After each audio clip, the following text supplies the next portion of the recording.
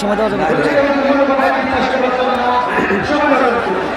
Volume একটু কম, একটু কম।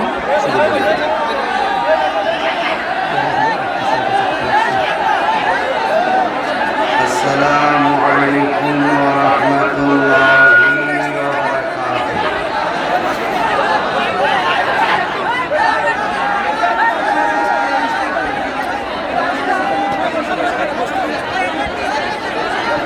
الصلاة والسلام عليك يا رسول الله.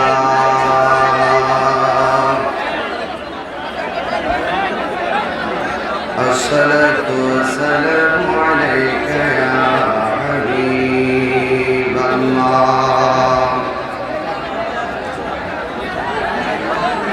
الصلاة والسلام عليك يا شفيع المذنبين. الصلاة والسلام عليك يا رحمة للعالمين. اللهم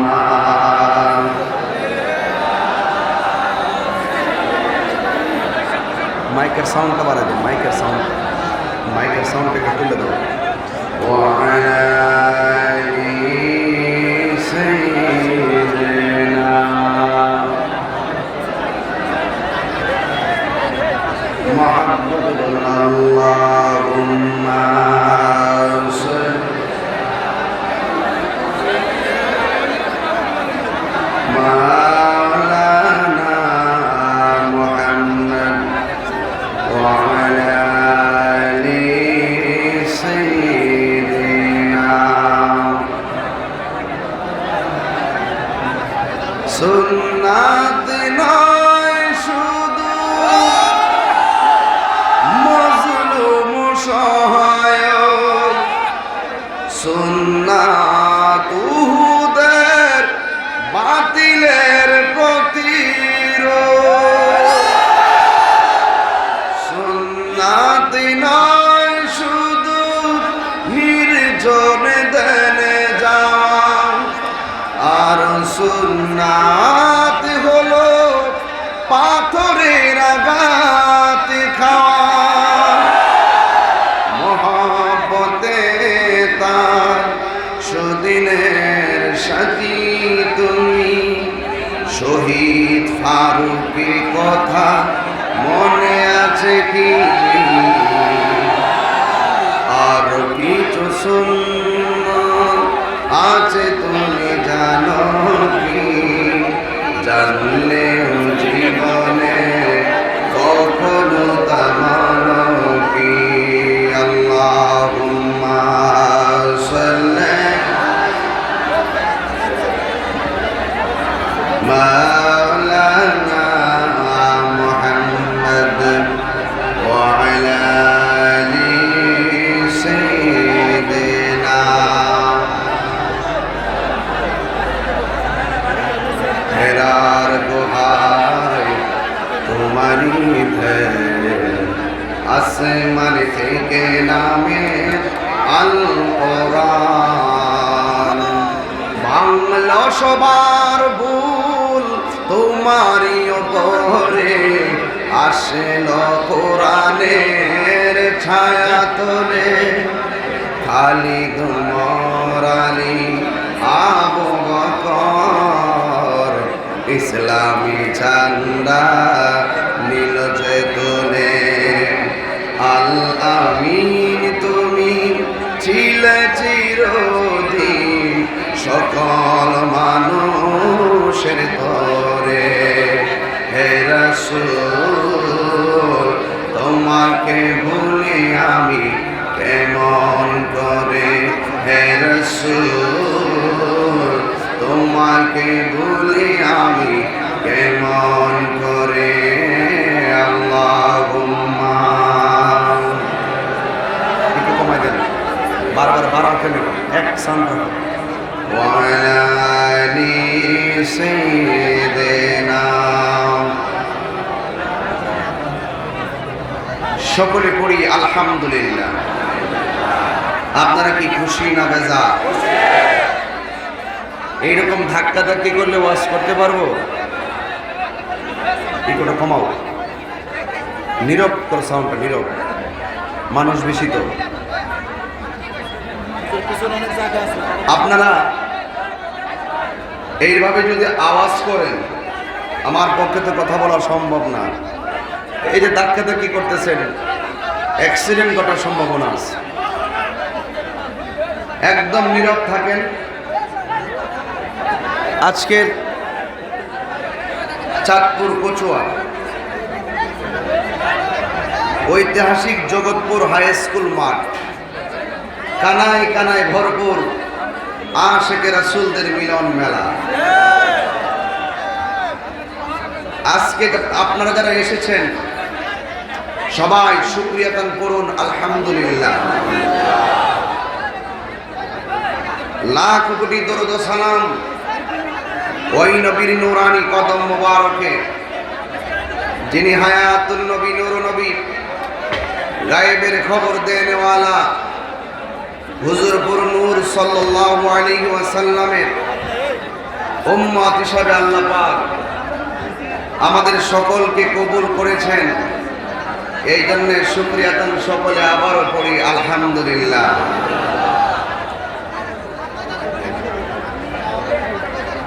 উপস্থিত আজকের সবার সম্মানিত প্রধান অতিথি, সাবেক সফল স্বরাষ্ট্রমন্ত্রী, কচুয়ায় উন্নয়নের রূপকার জননেতা জনাব ডক্টর মহিউদ্দিন খান আলমগীর এমপি সাহেব। উপস্থিত আছেন সভাপতি জনাব মোহাম্মদ আব্দুল মালেক সাহেব। উপস্থিত এতক্ষণ যিনি আমার পূর্বে দীর্ঘক্ষণ আলোচনা করেছেন, জালালিয়া দরবার শরীফের সম্মানিত বড় সাহেব জাদা, প্রখ্যাত আলিমে দ্বীন আল্লামা মুবারক হোসেন জালালি সাহেব মাদ্দাজিল্লাহুল আলী। উপস্থিত আছেন মাওলানা রফিকুল ইসলাম আল কাদরি সাহেব, মাওলানা কারি খুরশেদ আলম ভান্ডারী সাহেব। উপস্থিত কচুয়া উপজেলা পরিষদের সম্মানিত চেয়ারম্যান জনাব শাহজাহান শিশির সাহেব, 12 নং আশরাফপুর ইউনিয়ন পরিষদের সম্মানিত চেয়ারম্যান জনাব মাসুদ এলাহি সুভাষ সাহেব। উপস্থিত আছেন বিশিষ্ট সমাজসেবক জনাব হাজি ইউসুফ মুন্সি সাহেব, হাজি এরশাদুর রহমান সাহেব, হাজি আবুল হাসেম সাহেব, জনাব রেজাউল মৌলা হেলাল মুন্সি সাহেব, কাজী এনামুল হক শামীম সাহেব এবং 12 নং আশরাফপুর ইউনিয়ন আওয়ামী লীগের সাধারণ সম্পাদক আবু ইউসুফ সাহেব এবং জগৎপুরের সম্মানিত মেহমান জনাব ফারুক আহমদ সাহেব। মাহফিল পরিচালনায় ভাই মাওলানা মাসুদুর রহমান ও মোহাম্মদ ইউসুফ মিয়া সাহেব। মঞ্চভূমিষ্ঠ আছেন আমার বড় ভাই জনাব আলহাজ দুলাল প্রধানিয়া সাহেব সহ কচুয়া থানার পুলিশ প্রশাসন অফিসার্স ইনচার্জ জনাব মহিউদ্দিন আহমদ সাহেব এবং এসআই জনাব মামুন সরকার সাহেব সহ এসআই শাহিন সাহেব সহ, অর্থাৎ পুরা স্টাফ। আমার সাথে ওসি মহোদয়ের কথা হয়েছে প্রায় 2.5 ঘন্টা আগে। আমি অত্যন্ত খুশি হয়েছি যে আমাদের কচুয়ার পুলিশ প্রশাসন আমাদের মিলাদুন নবী সাল্লাল্লাহু আলাইহি সাল্লামের মাহফিলে সক্রিয়ভাবে ভূমিকা পালন করে উপস্থিত হয়েছেন। আল্লাহ যেন আমাদের প্রশাসন মহোদয়দেরকে নেক হায়াত দান করে, বলুন আমিন। আমি আপনাদের সামনে মানুষের যে অবস্থা এবং মানুষের যে ধাক্কাধাক্কি যে অবস্থা দেখতেছি, আমার মনে হয় বেশি লম্বা করতে পারবো না।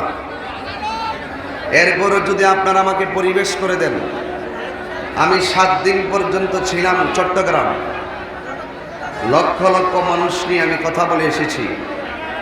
সেখানেও আমাকে পুলিশ প্রশাসন বিজিবি সহকারে আমাকে সহযোগিতা করেছেন। কারণ যেখানে যাই সুন্নিয়তের জয়ধ্বনি শুনতে পাই।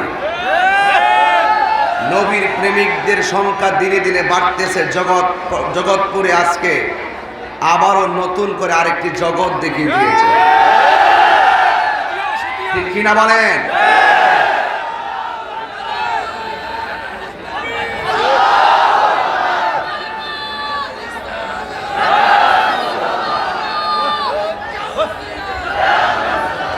সকলে বলি আলহামদুলিল্লাহ। আজকে আপনারা যারা এসেছেন সবাই কি খুশি? কারা কারা খুশি একটু হাত তুলেন। আল্লাহ আপনাদের সকলকে কবুল করুন। রাস্তাঘাট আমি অনুরোধ করব, আমাদের মাঠের পাশে হলো হাইওয়ে রুট, যেখানে চাঁদপুর ঢাকার বাসগুলো নাইটে চলাফেরা করবে। খুব সাবধানে আপনারা রোডে থাকবেন, যেন কোনো ধরনের অপ্রীতিকর ঘটনা না ঘটে। রহমতের মালিককে, ইজ্জতের মালিককে। আল্লাহ যদি সহায় হয় অনেক প্রতিকূলতা সহজ হয়ে যায়। কথা কন, ঠিক কিনা বলেন? আপনারা দেখেছেন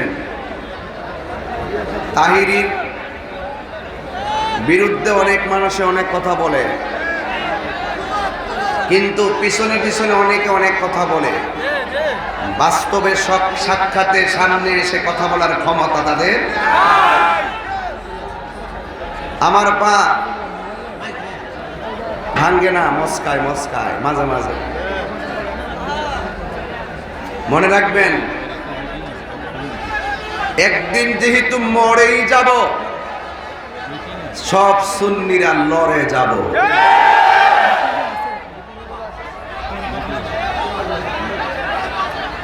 আজকে এত সুন্দর একটি আয়োজন আপনারা করেছেন, আমার কাছে খুব ভালো লাগতেছে। আল্লাহ যেন আমাদের সবার এই আগমনকে নাজাতের উসিলা বানিয়ে দেবেন, আমিন। জগৎপুর খাজা মঈনুদ্দিন চিশতি রহমতুল্লাহের স্মরণে ৫ম বার্ষিক সুন্নি মহাসম্মেলন। আমি দেখতেছি স্কুলের ছাদের উপরে মানুষ, রাস্তাঘাটে মানুষ। আপনারা যারা ছাদের উপরে আছেন খুব সাবধানে থাকবেন, যেন কোনো কিছু নিয়ে তর্ক বিতর্ক না হয়, একটা ধাক্কা না দেয়। আর ভুলেও ছাদের কোনায় দাঁড়িয়ে বৈশা বৈশা ওয়াজ শুনতে শুনতে ঘুমায় যায় না, পরে যাওয়ার সম্ভাবনা আছে। একটু ভিতরে বসবেন, ঘুমাইলে যদি আপনারা না পড়েন।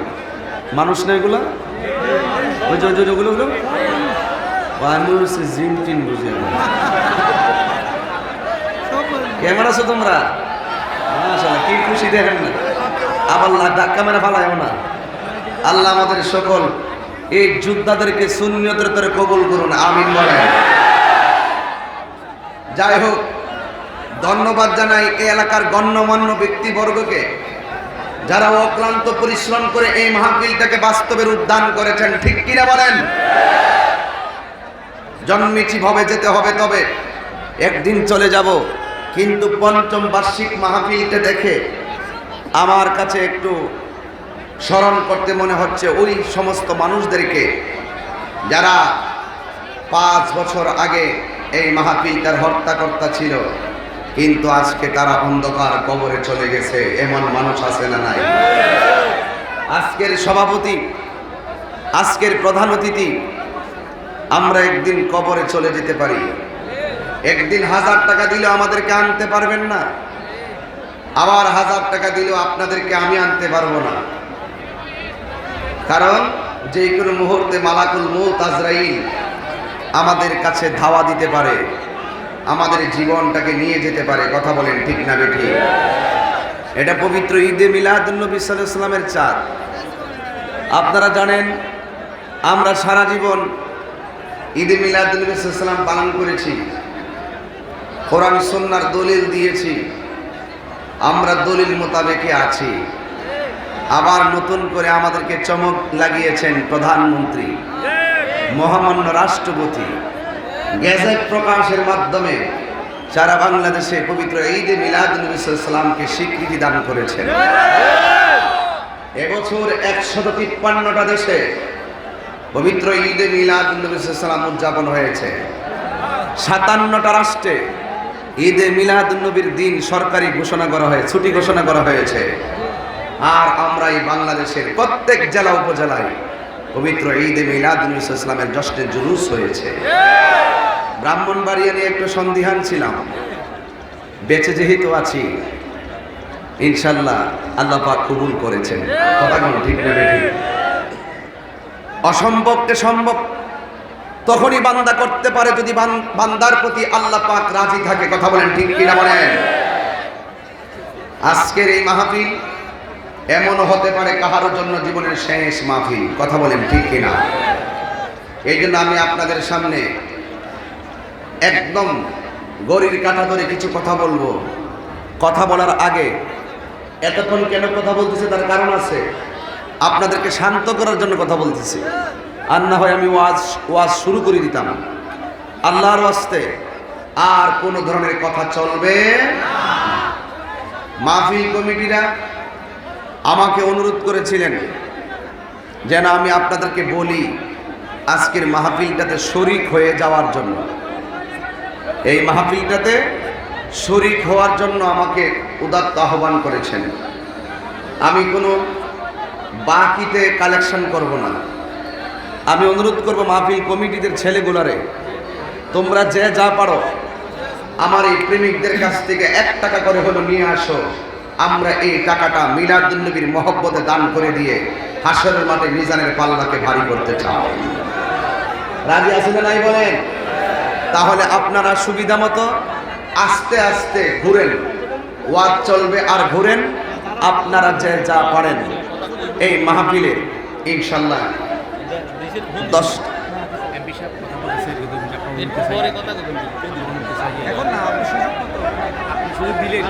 এখন দিলে তো ভালো।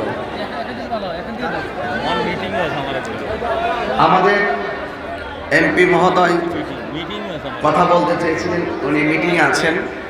যখন সুবিধা হবে আমাদেরকে কল করলে ইনশাল্লাহ আমরা আবার এমপি মহোদয়কে কানেক্ট করবো ইনশাল্লাহ। হ্যাঁ, কল দিলে আমাকে দিয়ে, অসুবিধা নেই। হ্যাঁ, কল দিলে আমাকে দিয়ে। কি মাহফিল কমিটিরে কি টাকা লাগবে? কিছু কালেকশন করবা? যাও, আস্তে আস্তে পকেটে হাত দেন। ওয়াজ ঢুকে গেলে আমি পরে পারবো না। এখনই আপনারা পকেটে হাত দিয়ে নবীর মহব্বতে আজকের মাহফিলটাতে 100 হোক, 500 হোক, 1000 হোক, সবাই দিয়ে দিবেন। টাকাটা লাস্টে গুনবেন, গুনে আমার কাছে বলবেন কত টাকা আমরা তুলতে পেরেছি। আমি সবার জন্য দোয়া করব, আল্লাহ কবুল করুন, আমিন করুন। আমি ওয়াজে ঢুকে গেলাম, আপনাদের কোনো আপত্তি আছে? কোনো দুঃখ আছে? আমি চট্টগ্রাম বাগাইছড়ি, যেখান থেকে চট্টগ্রাম আসতে লাগে 6 ঘন্টা, সেই বাগাইছড়ি প্রোগ্রাম করে আমি এসেছি। অনেক কঠিন এক জায়গা, অনেক দূরে, চিটাগং থেকে 6 ঘন্টা লাগে। এরপর আমি এসেছি। আপনারা সবাই মেহেরবানি করে আমার সাথে দুরূদ শরীফ পড়েন, এরপরে আমি আমার আলোচনার দিকে ঢুকে যাব ইনশাআল্লাহ। আল্লাহুম্মা সাল্লি মাওলানা মুহাম্মদ ওয়া আলা আলি সাইয়্যিদিনা।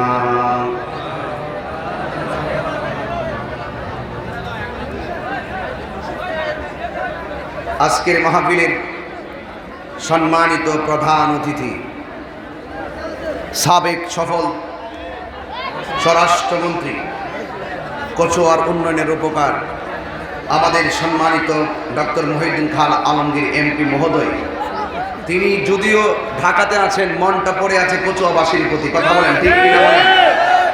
তিনি আপনাদের উদ্দেশ্যে উপদেশমূলক, নসিহতমূলক কিছু কথা বলবেন। ধৈর্যের সাথে আপনারা কথাগুলো শ্রবণ করবেন। আল্লাহ যেন আমাদের এমপি মহোদয়কে হায়াত বাড়িয়ে দিয়ে বলুন আমিন। জি, আসসালামু আলাইকুম ওয়া রাহমাতুল্লাহ।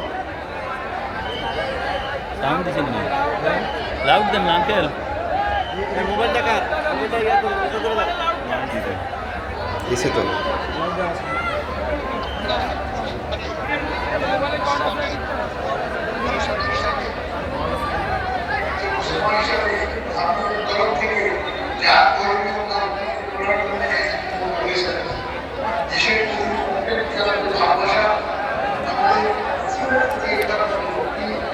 সর্বোপরি আমাদের ধর্ম নিয়ে জীবনযাপন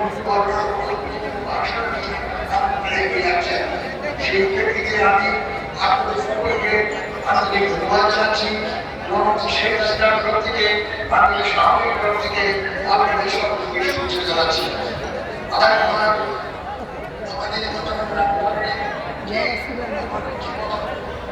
আমাদের জীবন ইসলামের জীবন, আমাদের জীবন মানবতার জীবন। এই জীবন সার্থক করতে হলে আমাদের রাজনৈতিক সামাজিক পরিবেশ, আমাদের রাজনৈতিক সামাজিক যে প্রতিষ্ঠানগুলো আছে সেই প্রতিষ্ঠানগুলো সুসংহত করতে হবে। আমরা সবাই যদি আমাদের রাজনৈতিক সমাজ পরিবেশ রাখি, আমাদের অর্থনৈতিক প্রতিষ্ঠান, রাজনৈতিক প্রতিষ্ঠানগুলোকে কল্যাণে প্রকৃত করার আমাদের সামনে উন্নয়নের পথে কল্যাণের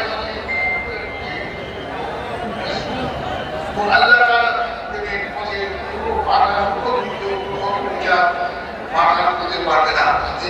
ভাই আমার আমি বলতে চাচ্ছি সাম্প্রতিককালে দুর্গা পূজাকে কেন্দ্র করে বাংলাদেশের কতিপয় স্থানে কতিপয় দুষ্কৃতিকারী মুসলমানদের তরফ থেকে হিন্দুদের আক্রমণ করে এক্ষেত্রে আমাদের অসহস্রতা প্রকাশ করেছে। আমাদের সুস্পষ্ট বলেছেন ধর্মে আমরা বহিষ্কৃত করে ধর্মকে সকল মানুষের জীবনের সম্পদ হিসেবে গ্রহণ করে সকল মানুষের জীবনে কল্যাণ সাধন করার জন্য সকল মানুষের মাঝে শক্তি স্থাপন ব্যবহার করুন। এই লক্ষ্যে আপনারা সবাই এই বাংলাদেশের সরকার মুসলমান, এই বাংলাদেশের সকল নাগরিক এই বিশ্বাস আছে। এই বিশ্বাসের ভিত্তিতে সারা বাংলাদেশে আপনারা এই কথা শুনে দেন এই বঙ্গবন্ধু দেশে একটি ধর্ম নিরপেক্ষ অসাংবিধানিক বাংলাদেশ করার বিরোধী নিয়ে আমরা সকলে সংগ্রাম এই সংগ্রামে যেটা বাধা সৃষ্টি করে সেই তাদেরকে গঠিত করার জন্য আমরা বিরোধিত এই বিরোধিতা সর্বক্ষেত্রে যদি আমরা ছড়িয়ে আমরা বঙ্গবন্ধুর আদর্শ নিয়ে এই বাংলাদেশকে সত্যিকারের অসংখ্য দেশ বাংলাদেশের বঙ্গবন্ধু সক্ষম প্রসিদ্ধ পেলেন অবান্ধি সকল লাভ সেই বাণী সেই বাণীকে আমরা সেই ধর্মের বাণীকে আমরা যথাযথভাবে পৌঁছে দিতে সক্ষম হব। আপনারা যারা সম্মত হয়েছেন তাদের সকলকে ব্যক্তিকে সালাম জানাই, তাদের সকলের কাছে আমার নিবেদন আপনারা আপনাদের সচেতনভাবে সচেতনভাবে মিলিয়ে যারা এখানে এই মন্দিরে আসতে সক্ষম হয়েছে তাদেরকে আমরা সালাম করে দেবেন, ইসলামের মঙ্গলে পৌঁছে দেবেন এবং একসাথে সামনে এগিয়ে দেশকে সুন্দর করার এইভাবে আমাদের সঙ্গে চলতে করোনার কথা, ধর্মের কথা, মনুষ্যদের কথা এই ব্যক্তিকে আমরা সবাই সোনার বাংলা বঙ্গবন্ধু জয় বাংলা, জয় বঙ্গবন্ধু, আমার দেশ বঙ্গবন্ধু বাংলাদেশ, বঙ্গবন্ধু আমার দেশ, শেখ হাসিনার বাংলাদেশ, বঙ্গবন্ধু আমার দেশ, করব শান্তি ও সম্প্রীতির বাংলাদেশ। আপনাদের সকলকে ধন্যবাদ। সবাইকে সালাম জানিয়েছেন আমাদের এমপি মহোদয়, আপনারা সবাই সালামের উত্তর গ্রহণ করুন। সকলে বলি আলহামদুলিল্লাহ। আল্লাহুম্মা সাল্লি আলা সাইয়্যিদিনা মাওলানা মুহাম্মদ ওয়া আলা আলি সাইয়্যিদিনা মাওলানা। গভীর মনোযোগ, আর কথা বলা যাবে না, নীরবে নিবৃতে আমি তাহির কথাগুলো আপনারা শ্রবণ করুন, আপনারা আওয়াজ করে বলুন হায়াতের মালিককে। দিলটা নরম করে বলো কে, আর বড় করে বলি কে?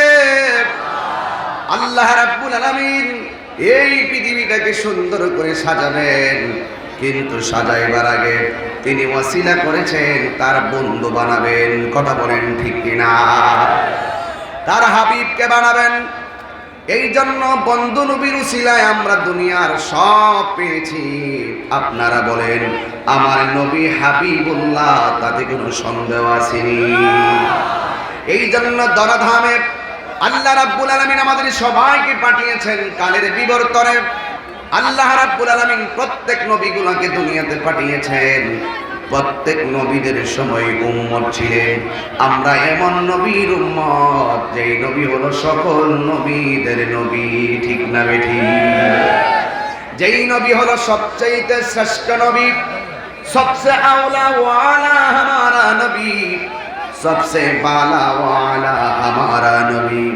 আমার নবী দুনিয়াতে এসেছেন জীবন বিধান হিসাবে একটি ধর্মগ্রন্থ দিয়েছেন, যেই ধর্মগ্রন্থের নাম হলো আল কোরআন। চিৎকার মেরে বলুন আল্লাহু আকবার। কোরআনের মধ্যে কোনো সন্দেহ আছে? আরো জোরে বলো সন্দেহ আছে? আল্লাহ রাব্বুল আলামিন কোরআনে বলেছেন যালিকাল কিতাবু লা রাইবা ফীহি হুদাল লিল মুত্তাকিন।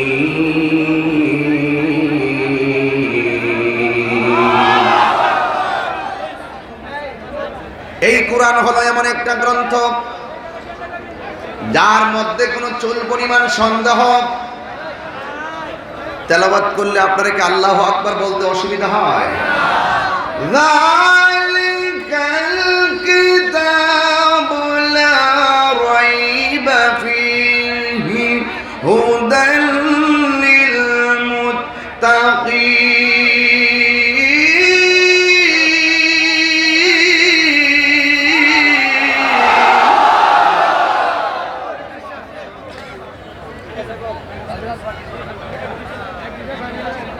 এই কোরআন হলো এমন একটা গ্রন্থ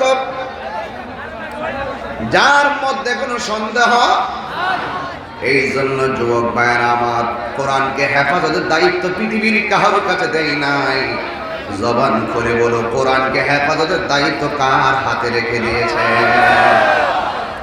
এই জন্য আমার দেশে অনেকেই মনে করে কোরআন শরীফটা বুঝি গাঙ্গের মধ্যে বাসাই দিলেই কোরআন শেষ হয়ে গেল। কোরআন শরীফটাকে একটা জায়গায় রেখে দিলে বলেই কোরআন শেষ হয়ে গেল। না না, কোরআনে তো ঠনক ধর্মগ্রন্থ না। এই জন্য কোরআন এমন একটা গ্রন্থ যার যেই গ্রন্থটাকে হেফাজতের দায়িত্ব একজনের হাতে রেখেছেন। জবান খুলে বলুন তিনি কে?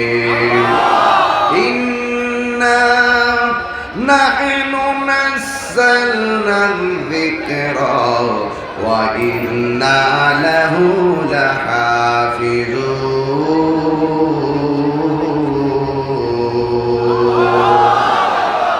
কি ব্যাপার? কোরআন তেলাওয়াত করলে দিয়ে আপনারা অনেক খুশি হন নাকি? আপনাদের জজবা দেখে মনে হচ্ছে কোরআন শরীফ পড়লে মনে হয় আপনাদের অন্তরে একটা লাউহে মাহফুজের কোরআনের ঢেউ উঠে যায়। কথা বলেন ঠিক না?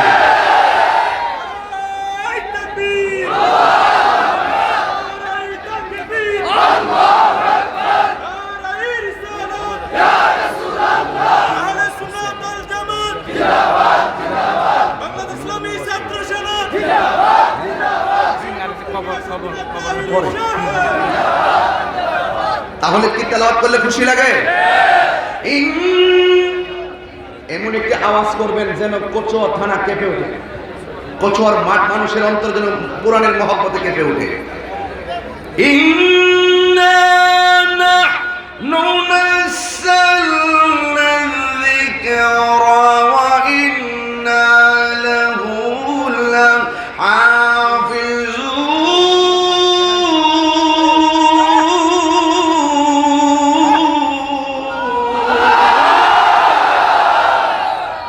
কোরআন নাজিল করেছে কে? আল্লাহ। যদি এই দিক দিয়ে আরেকটা কথা শোনা যায় আমি ওয়াজ বন্ধ করে দিই। এই সাইডটাতে একদম ক্লোজ। আমি একটু চাচ্ছি গঠনমূলক কথা বলার জন্য। যদি অস্থিরতা তৈরি করেন তাহলে আমি ডানে বামে যাব, গিয়ে ওয়াজ শেষ করে দিব। কথা হবে? কোরআন নাজিল করেছে কে? আল্লাহ। এই কোরআনকে হেফাজতের দায়িত্ব কার হাতে রেখে দিয়েছে? এই জন্য যুবক, এই কোরআনের মধ্যে যারা পরিমাণ কোনো সন্দেহ, আমি তাহিরির বাড়ি হলো ব্রাহ্মণবাড়িয়া। কথা কোন ঠিক কিনা? কিন্তু আমার ঠিকানা হলো ব্রাহ্মণবাড়িয়া, আরেকজনের ঠিকানা হলো চাঁদপুর, আবার এখানে অনেক কনস্টেবল আছেন যাদের বাড়ি হলো মুরাদনগর থানায়। আমাদের একটা ঠিকানা আছে, কিন্তু কোরআনেরও একটা ঠিকানা আছে। বাল হুয়া কুরআনুম মাজিদুন ফি লাউহিম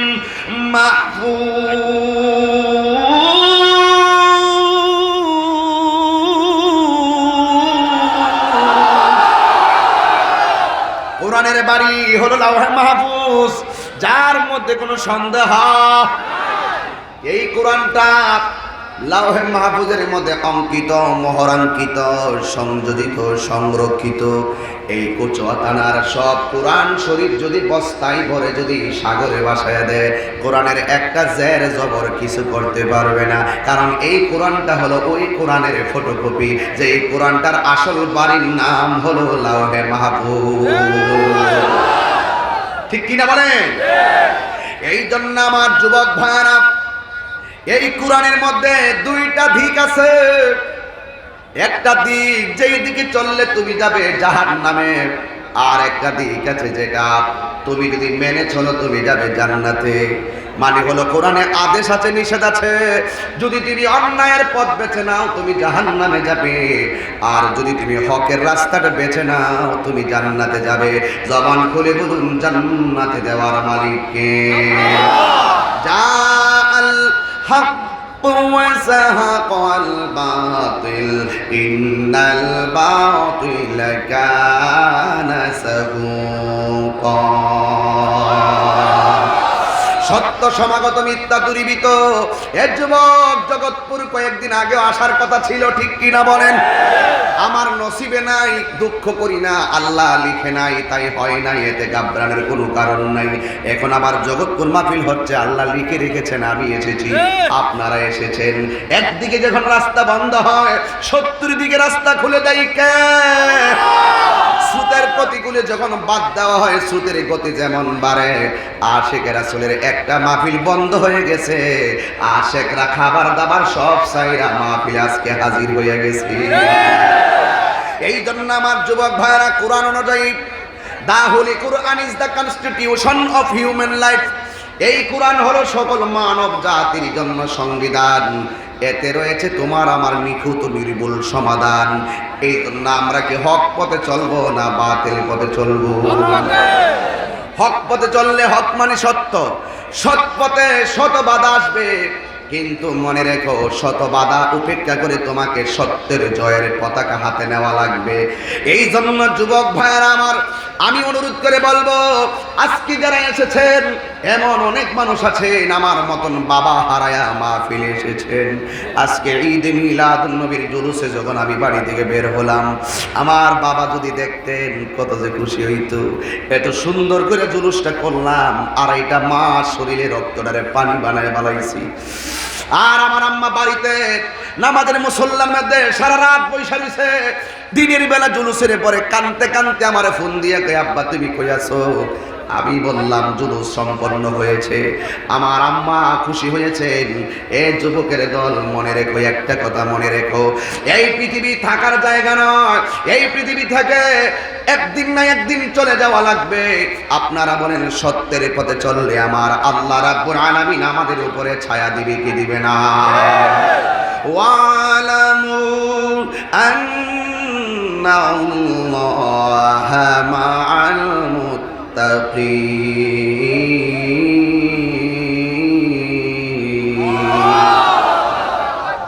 আবার রেডি আছেন তো? রেডি আছেন তো? ওয়ালামু আন্নাল্লাহা মা'আল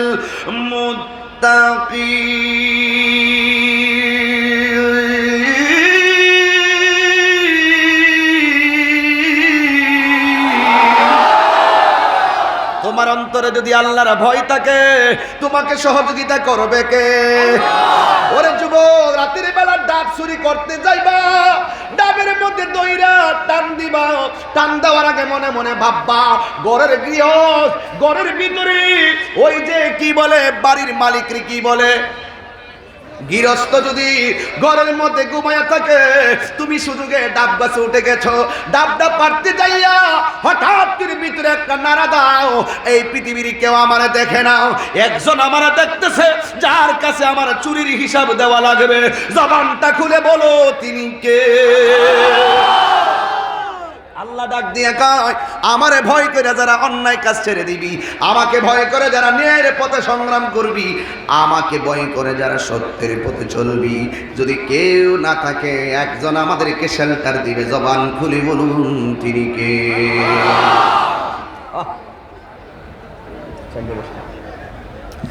এই জন্য আমার যুবক ভাইরা, আমাকে ইন্তেজামিয়া কমিটি বলেছেন কবরের উপরে একটু টাচ দেওয়ার জন্য।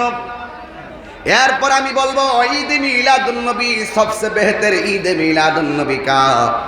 ঈদে মিলাদুন নবী পালন করা বেদাত নয়, ঈদে মিলাদুন নবী পালন করা হলো ঈমানের ব্যাপার। ঠিক কি না বলো? এই জন্য আমার যুবক ভাইরা, আমি কিন্তু খুবই পরিশ্রান্ত, বুঝতে দিচ্ছি না। দিন রাত এমন হাজার হাজার মানুষ নিয়ে আমি কথা বলি, কিন্তু একটাই কথা, একদিন আমার কণ্ঠ থাকবে না, একদিন আপনার সম্পদ থাকবে না। আমার পাঞ্জাবিটা দেখেন, এই পাঞ্জাবির ভিতরে কিছু টাকা আছে, এই পাঞ্জাবির ভিতরে কিছু টাকা আছে। আমার 2টা পকেট আছে, আপনার 2টা পকেট আছে। কেন 2টা পকেট? দুনিয়ার ভিতরে পকেট রাখা হয় টাকা রাখার জন্য, প্রয়োজনে জিনিস রাখার জন্য, কিন্তু একটা বার চিন্তা করো রে জগৎপুরের মানুষেরা, এই দুনিয়া থেকে যেদিন চলে যাবে, চিরদিনের জামাটা যেদিন গায়ের মধ্যে লাগাইয়া দিবে, ওই জামার মধ্যে কোনো পকেট থাকবে না। কথা বলেন ঠিক কিনা? কেন নাই? কেন নাই? দুনিয়ায় পকেট ব্যবহৃত হয় দুনিয়ার সম্পদ রাখার জন্য, আর কবরের ড্রেসের মধ্যে কোনো তোমার পকেট থাকবে না। আর সহজে প্রমাণ পেয়ে গেলাম, এই দুনিয়ার কোনো কিছু কবরে নিয়ে যাওয়ার কোনো সুযোগ নাই। কথা বলেন ঠিক কিনা?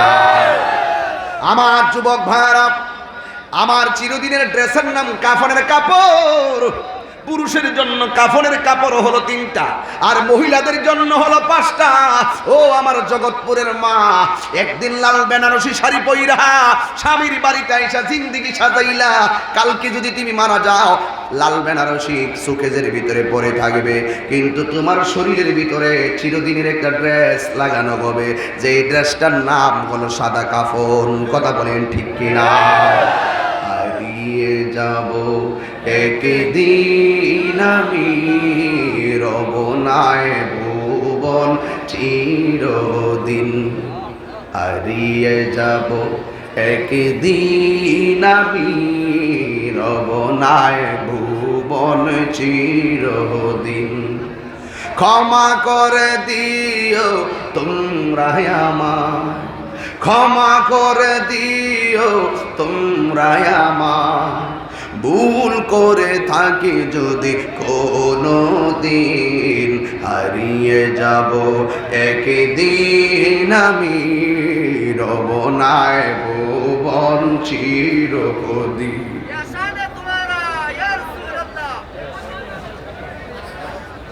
হাইরে পৃথিবীর মানুষ বড় নিষ্ঠুর।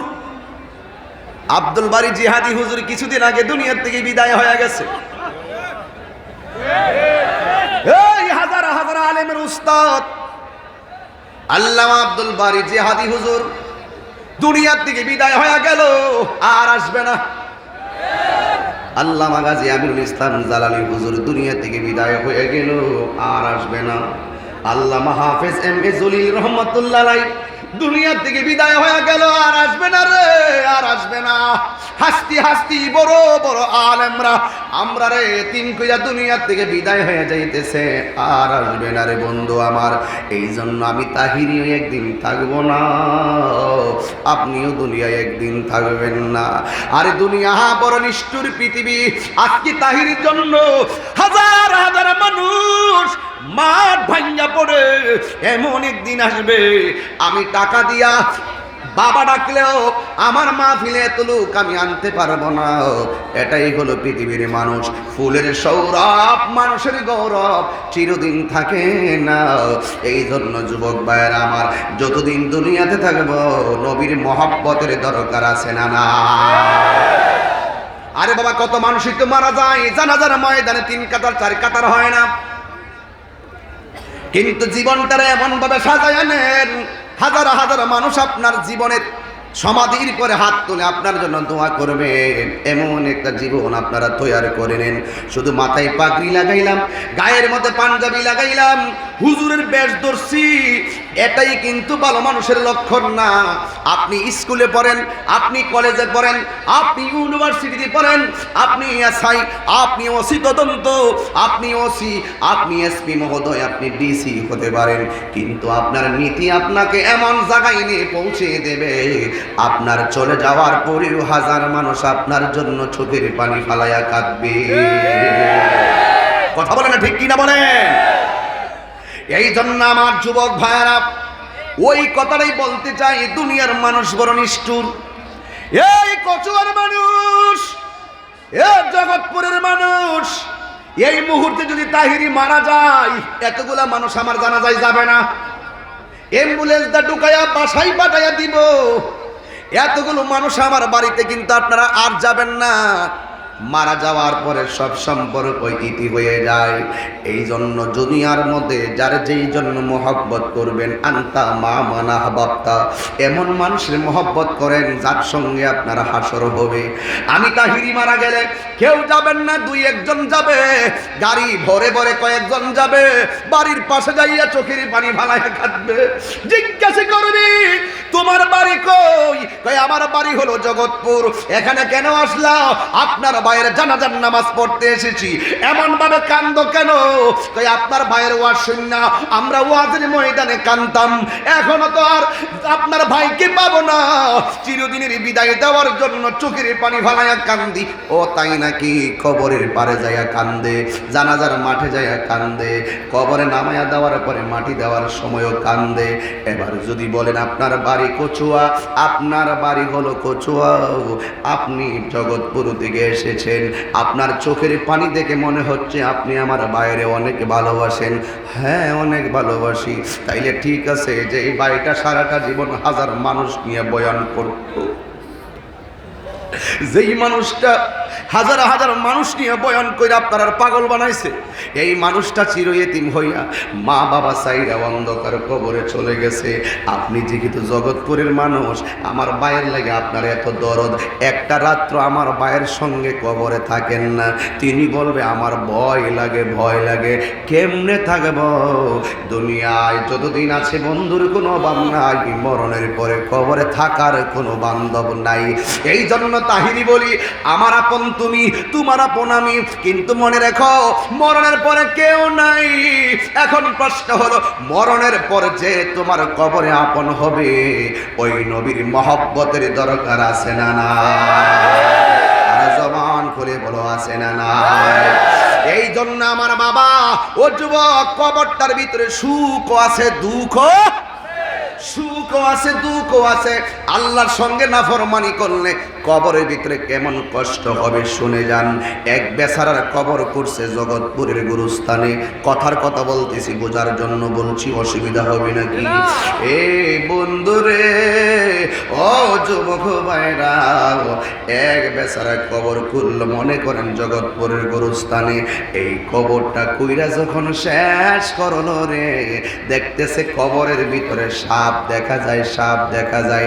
এই কবরটা পাল্টায় আরেকটা কবর করলো, দেখতেছে ওই কবরটার মধ্যে সাপ দেখা যায়। দ্বিতীয় কবরটা শেষ কইরা চতুর্থ কবর করলো, কুরার পরেও সাপ দেখা যায়। আপনারা বলেন, সাপ কি ভয়ের প্রতীক নাকি ভালোবাসার প্রতীক? ভয়ের প্রতীক সাপ। সাপ দেখে মানুষ বড় আশ্চর্য হয়ে গেল। হাই রে, জগৎপুরের মানুষ পায়ের মধ্যে হাত দিয়া বলি, ওই সাপ দেখার পরে এবার যারা ককুদাইল্লা কবর করলো এরা মনে মনে ভাবতেছে এই মানুষটা 5 ওয়াক্ত নামাজ পড়তো, এই মানুষটা 5 ওয়াক্ত নামাজ পড়তো, এই মানুষটা 30 দিন রোজা রাখতো, এই মানুষটা আল্লাহওয়ালা ছিল, এই মানুষটা নবীওয়ালা ছিল, এই মানুষটা মা বাবার খেদমতওয়ালা ছিল। কিন্তু মানুষটা মারা যাওয়ার পরে তার কবরের ভিতরে কেন সাপ দেখা যায়? মানুষের ভিতরে একটা আতঙ্ক ছড়ে গেছে। ইন দি মিন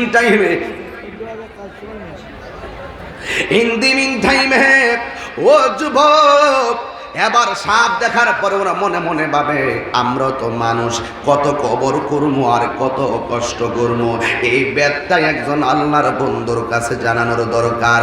আল্লাহর বন্ধুর কাছে যাইয়া কয়, আল্লাহর বন্ধু গো, আমরা এই মানুষটার কবর করলাম, যেই কবর করি সেই কবরের মধ্যে সাপ, এই সাপের কারণে আমরা ভয় পাইয়া গেছি। ইন দি মিন টাইমে এখন আমরা কি করতাম?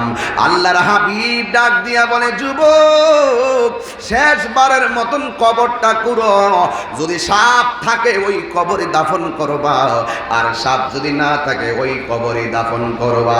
এবার জীবনের একটা কবর করার জন্য হাতের মধ্যে কোদাল নিল। ও বন্ধুরি, ও জগৎপুরের বাবারা, এবার সবাই মিল্লা কবরটা করলো। কবরটা করার পরে দেখতেছে এই কবর করা শেষ হয়ে গেছে, কবরে কোনো সাপ নাই, কিন্তু লাশের জানাজার নামাজ পড়া হয়ে গেছে। লাশটারে কাদের মধ্যে কইরা গুরুস্থানের পার যখন আনলো, এবার লাশটারে কবরের পার যখন নামাইছি, তাকাইয়া দেখতেছি কবরের কোনা দিয়া 20 সাপ এইভাবে ফনা তুইলা রইছে। চিৎকার মাইরা কি আল্লাহু আকবার, আল্লাহু আকবার, আল্লাহু আকবার। কবরের সাপের কামড় কেমনে সইব গো নবী? এমন সাপ ফনা তুল্লা দাঁড়ায় রইছে। এই সাপের দাঁতগুলা হলো 70 গজ লম্বা। এই সাপের মাথার মধ্যে মহিলাদের চুলের মতন চুল। এই সাপের বডির মধ্যে এমন দুর্গন্ধ, এই দুর্গন্ধের ধাক্কায় কেউ থাকতে পারতেছে না। এই সাপের দৈর্ঘ্য হলো 450 কিলোমিটার লম্বা। এমন সাপগুলা হাত কইরা দাঁড়ায় রইছে। এবার এমন একটা ভালো মানুষের কবরে বারবার কেন সাপ দেখা যায়? আমি তাহিরি দুনিয়ায় একদিন থাকবো না, নবী গো, এই কবরে যেন সাপ না থাকে। নবী গো, ও নবী গো, এই কবরে আমার আব্বা থাকবে না।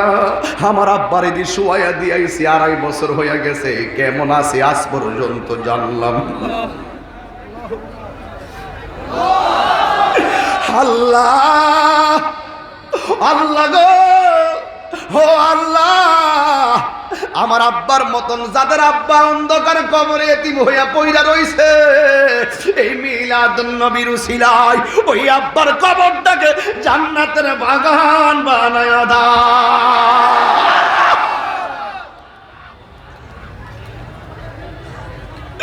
এত সুন্দর কবর, ভিতরে 2টা সাপ দেখলাম। এখন ওই বাবার সন্তানগুলো কবরের পারে দাঁড়ায় রয়েছে। আব্বা গো, নিজের চোখে সাপ দেইকা তোমার কেমনে কবরে শুয়াই? এলাকাবাসীর ইমাম কয়, জীবনে তোমার এমন 5 ওয়াক্ত নামাজি জানি, তোমার কেমনে কবরে সাপ দেইকা শুয়ায়? এলাকাবাসীরা কয়, হায়রে যুবক, তোরে তো জীবনে অন্যায় করতে দেখি নাই, আজকে কেমনে তোর সাপ দেইকা কবরের মধ্যে শুয়ায়? এরপরে কিছু করার নাই। আপনারা বলেন, আল্লাহর ধরা কি নরম না শক্ত? ইন্নাবত শারব বিকালা শাদি,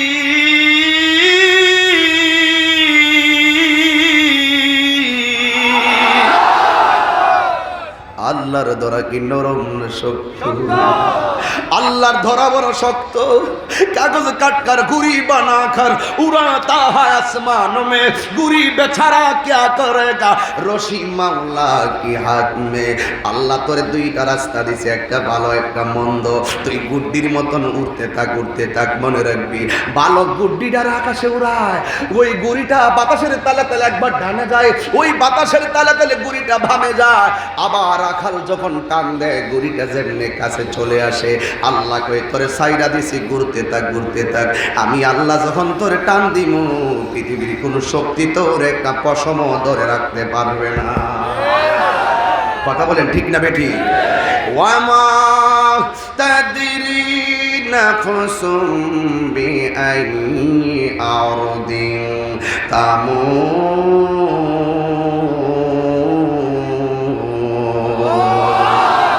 তুমি তো জানো না কোথায় তোমার মরণ হবে, তুমি এটাও তো জানো না জীবনের কয় ওয়াক্ত নামাজ তোমার কবুল হয়েছে। এই জন্য যুবকের দল অনেকে মনে করে আমি মৃত্যুর জন্য প্রস্তুত ছিলাম না, হঠাৎ বুঝি মৃত্যুটা আইছে। অনেকে হঠাৎ বলি মৃত্যু আইছে, অনেকে হঠাৎ মৃত্যু এসে গেছে, হঠাৎ লোকটা মারা গেছে, হঠাৎ লোকটা স্ট্রোক করেছে, হঠাৎ লোকটা পানিতে পেজা মারা গেছে, হঠাৎ লোকটা অ্যাক্সিডেন্টে মারা গেছে। আরে হঠাৎ না, তুই মনে করছস হঠাৎ মারা গেছে, কিন্তু আমার আল্লাহ এই মরণটা আগেই লিখে রাখছে। কথা কোন ঠিক কিনা? এই জন্য আল্লাহ তো এই মরণটা আগেই লিখে রেখেছেন। তোমার কাছে হঠাৎ মনে হয়, আসলে হঠাৎ না। আল্লাহ যেই দিন তোমার মরণ রেখে দিয়েছেন, একটা সেকেন্ডও এদিক সেদিক করা হবে না। মানুষে কই যায় রে দুনিয়া ছাড়িয়া, মসজিদের পালকি আয়না দোলা দেই সাজায়া তারে জনমের লাগিয়া। এ মসজিদের দোলা দেই সাজায়া তারে জনমের লাগিয়া। এই কেউ পাজারো গাড়ির মধ্যে উঠলে পাজারো গাড়িতে উঠছি, কেউ হায়েস গাড়িতে উঠলে হায়েস গাড়িতে উঠছি, কিন্তু তোর জীবনের শেষ ঠেলা গাড়িটা মসজিদের বারান্দায় পড়ে আছে। একটা বার কি ওই পালংটা গাড়িটা দিয়ে কেউ কি নিজেরে গুছাইতে পারলা না? মানুষ কই যায় রে দুনিয়া ছাড়িয়া, মসজিদের ওই পালকি আয়না দোলা দেই সাজায়া তারে জনমের লাগিয়া। এইবারে লাগিয়া কত করলা মারামারি, মামলা মুকাদ্দমা কইরা খুয়াইলা হারে করি। এইবারে লাগিয়া কত করলা মারামারি, মামলা মুকাদ্দমা কইরা খুয়াইলা হারে করি। আজকে তুমি যাবে চলে, আজকে তুমি যাবে চলে সব কিছু ফেলিয়া। মসজিদের ওই পালকি আয়না দোলা দেই সাজায়া তারে জনমের লাগিয়া। মানুষ কই যায় রে দুনিয়া ছাড়িয়া, মসজিদের পালকি আয়না দোলা দেই সাজায়া তারে জনমের লাগিয়া। কথা বলো ঠিক না বেঠি?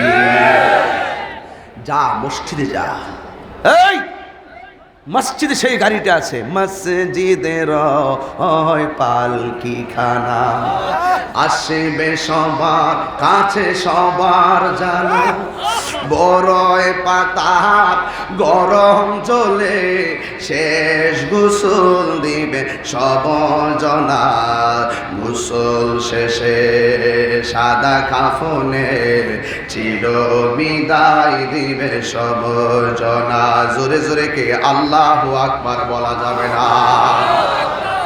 কবরের ভিতরে কি গোলাপ ফুল না সাপ? এই জুড়ে বলেন গোলাপ ফুল না সাপ? সাপটা হলো অনেক ভয়ঙ্কর প্রতীক। ওই সাপ দেখে সন্তান চোখের পানি ফালাইয়া কান্দে, এলাকাবাসীরা চোখের পানি ফালাইয়া কান্দে। এবার যেহেতু তারে কবরে দিতে হবে, দিন যত যাবে কবরে যাওয়ার আগে লাশটা পচে যাবে, এই জন্য এলাকার মানুষ মনে মনে ভাবেন আর কত কবর করব, আর কত অপেক্ষা করব। এই কথা বইলা সাপ সহকারে কবরের ভিতরে তারা ফালাইয়া দিছে। কবরটার ভিতরে কোনো মানুষও ডরে লামে নাই। আল্লাহু আকবার। এই কবরের ভিতরে ভয়েও কোনো মানুষ লামে নাই। ওই কবরের ভিতরে বাঁশ দিয়া চাটাই দিয়া এমন ভাবে মাটিগুলা দিয়া মানুষে চলে গেছে। এবার বাজারের ভিতরে মানুষ বলা বলি শুরু করেছে, এই লোকটা বড় নামাজওয়ালা, এই লোকটা বড় রোজাওয়ালা, এই লোকটা হলো যাকাতওয়ালা। কিন্তু লোকটা মারা যাওয়ার পরে তার কবরের ভিতরে কেন বিষধর সাপ দেখা যায়, এই কথা নিয়ে মানুষে আনাগোনা শুরু করে দিয়েছে। আমার এলাকায় দেখবেন কেউ ফাঁসি দিয়ে মারা গেলে বাজারের মধ্যে সমালোচনা করে, কথা কোন ঠিক কিনা বলেন?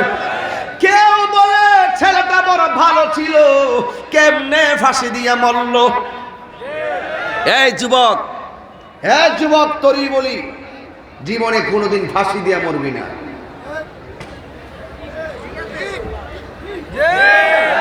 ওয়াদা করো, ওয়াদা করো, জীবনে কোনোদিন গলায় ফাঁস লাগাইবা না, জীবনে কোনোদিন বিষ খায়া মরবা না। আর মা বোনদেরকে বলে যায়, জীবনে কোনোদিন জামাইয়ের লোকের ঝগড়া করে কিরির বড়ি খায়া মরো না। যদি মইরা যাও, আত্মহত্যা করা কি ছোট পাপ না মহাপাপ? এই জুড়ে বলো কি পাপ? মা করে ধমক দিছে, একটু পরে মা করে ডাইকে ভাত খাওয়াইবো। মায়ের সঙ্গে অভিমান করে, স্ত্রীর সঙ্গে অভিমান করে, কিংবা স্বামীর সঙ্গে অভিমান করে, তোমরা আত্মহত্যা করো না। তবে যুবকদেরকে কেন বলছি, এই যুবকরা প্রেম করে, প্রীতি করে, মোবাইলের মাধ্যমে সম্পর্ক তৈরি করে, হোয়াটসঅ্যাপ, ভাইবার, ইমো এবং মেসেঞ্জারের মাধ্যমে তারা প্রেম প্রীতি তৈরি করে। তারা যাচাই বাছাই না করে এমন ভাবে আসক্ত হয়ে যায়, নিজের জীবনের মাল বিসর্জন দেয়, নিজের যৌবনকে বিসর্জন দেয়। শেষ পর্যন্ত অনেক সন্তান অভিমান করে আত্মহত্যার পথ বেছে নেয়। এটা কি হালাল না হারাম? হাত তুলে বলা হালাল না হারাম? আজকে থেকে ওয়াদা করতে হবে, আমরা কোনোদিন সুইসাইড করব না। এই ছেলে শোন, তোরই বলি, দাঁড়া, ওঠ ওঠ তুই। না না, এটা দরকার আছে, এটা খুবই দরকার। এই ইয়াং জেনারেশনের মধ্যে একটা প্রবণতা বেশি। বিয়ে করছস?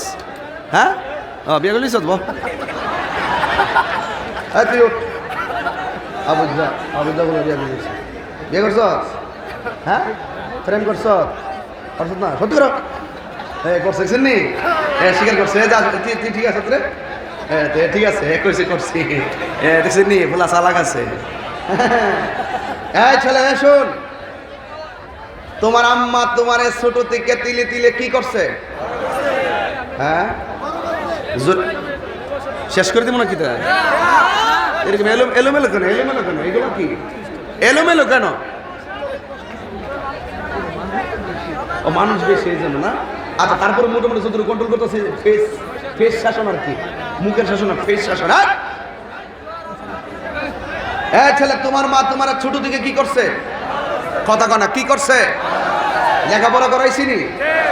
টাকাটা দিছিনি? ভবিষ্যতে তুমি বড় প্রতিষ্ঠিত হও, স্বপ্ন মায়ের আসেনি?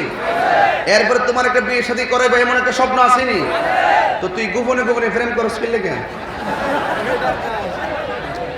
বিয়ে শাদী করবা ঠিক আছে, কিন্তু মা বাবার পারমিশন নিয়ে করবা। কথা কন ঠিক না বেটি? এই জন্য অনেক ফুলাপান আছে, প্রেম করার পরে শেষ পর্যন্ত ওই মেয়ের বাবা মেয়েটাকে অন্য জায়গায় বিয়ে দে, আর এই লুচ্ছা এদিকে স্যার, আর এই দিক দিয়ে এতে ওই সেমরির লেগে কি করে? ফাঁসি দিয়ে মরে জায়গা। যেই মাইয়া এতদিন প্রেম কইরা কর্তৃকে টেয়া পয়সা খাইয়া আরেকবারের কাছে বিয়া বয়ে গেছে গা, আর তুই ওই মাইয়ার বিরহে আত্মহত্যা করবি, তুই আসলে লুচ্চা ফেবি।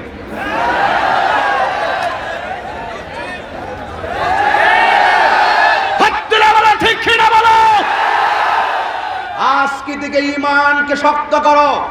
কোনদিন অন্য মেয়েদের সঙ্গে প্রেম প্রীতি করে তোমাদের নিজের ইজ্জতকে লুণ্ঠন করে দিয়ে, বিসর্জন দিয়ে দিয়ে কখনো সুখ পাওয়া যাবে? এই মোবাইলের ফেসবুক নামক গজব থেকে বাঁচতে হবে, ঠিক কিনা বলেন? এই মোবাইলের বিশেষ বিশেষ কিছু গুজব আছে। এই গুজবের কারণে আমাদের এই সোনার বাংলাদেশ অনেক সময় অনেক অনেক সমস্যার সম্মুখীন হয়ে যায়। কথা বলেন ঠিক কিনা? কথা কি বোঝাতে পেরেছি? এই জন্য এখন থেকে শোনো, বিয়ে শাদী করবা, আম্মারে কইবা আম্মা আমার বিয়ের সময় হয়েছে। আম্মা আব্বা দেখবে, যেখানে পছন্দ করবে সেখানে তোমাকে বিয়ে দিবে। এরপর তোমার যদি কোনো চয়েস থাকে, এদিকে স্যার সরম তো সরম করে ইচ্ছা করে সরমে মাথা নোয়াই রাখছে বিয়ে। আপনার মনে একটু কষ্ট হইতেছে? এই কথাগুলো আমার ওই ওয়াজের ভিতরে চলে আসছে, এই জন্য বলতেছি, একটু পরে বুঝবেন কেন বলতেছি। কারণ আজকে থেকে ওয়াদা করো, আমরা মেসেঞ্জার কো, ভাইবার কো, হোয়াটসঅ্যাপ, ইমো, ইনস্টাগ্রাম যা আছে এগুলোর মাধ্যমে কোনো ধরনের অসামাজিক অপ্রীতিকর কোনো কাজে জড়াবো না। আসতে হইছে, তোর মুখ লড়ছই না। জড়াবো না, জড়াবো না, জড়াবো না। ইজ্জতের মালিক কে? ইজ্জতের মালিক কে? আল্লাহ যেন আমার এই যুব সমাজকে এই সমস্ত অপ্রীতিকর ঘটনা থেকে যেন হেফাজত করবেন। আমিন। জীবনে বিষ খাইয়া মরবা, কেরির বড়ি খাইয়া মরবা, এরপর ফাঁসি দিয়া মরবা। ফাঁসি দিয়া মরলে দলল ভাই, ফাঁসি দিয়া মরলে আমি কোনো মানুষের জানাজার যাই না, একদম আগের দিকেই যাই না। ফাঁসি দিয়ে মারা গেলে, বিষ খেয়ে মরলে, এরা যখন আমাদের ওই খাবার 3 দিনের পরে বা 7 দিন বা 40 দিন পরে গরু জব করে যে পড়তে করে না ব্যস্ত মারে বেলা গেলে রে, হ্যাঁ অত সোজা ব্যস্ত খাওয়াইলে দেবো গা, অত সোজা না। আবার আমার দাওয়াত করে, আমি কিন্তু ওই দাওয়াতে যাই না। এমনকি এরা মারা গেলে, বিষ খেয়ে মরলে, ফাঁসি দিয়ে মরলে, এটা আমার আলেম সমাজ, আলেম নি আলেম যারা তাদেরকে বলি শোনেন, কোনো বিষ খাইয়া মরলে, ফাঁসি দিয়া মরলে কোনো আলেম যাবেন না। ফতোয়া আলমগীরির মধ্যে আছে উলামায়ে কেরাম তাদের জানাজা যাবে না, বরং না যাওয়ার পরে তার প্রতিক্রিয়াটা হলো, তারা যারা জীবিত আছে তারা যেন বুঝতে পারে, দেখ ফাঁসি দিয়া অথবা বিষ খাইয়া মরলে এটা এমন একটা অলক্ষণী মরণ, এমন একটা কি মরণ, অসম্মানী মরণ, যে মরার পরে কোনো আলেমরও আমাদের জানাজা যায় না। এই মানুষের মনে এই একটা চেতনা সৃষ্টি করে দেওয়ার জন্য ভালো আলেমরা বিষ খেয়ে মরলে, আত্মহত্যা করে মারা গেলে তাদের জানাজার নামাজে যাওয়া জায়েজ না। যদি পারেন কোনো রকম ভাবে আল্লাহু আকবার যে করতে বইতে পারে, কোনো রকম করতে পারে, এর দিয়ে কোনো সাধারণ মানুষ দিয়ে ভরাই নেবেন, কিন্তু কোনো আলেমরা যাবেন না। কথা কোন ঠিক না? ঠিক, এটাই হলো ফতোয়া। আর আমরা তো অনেক সময় খাইবার লাগে জায়গা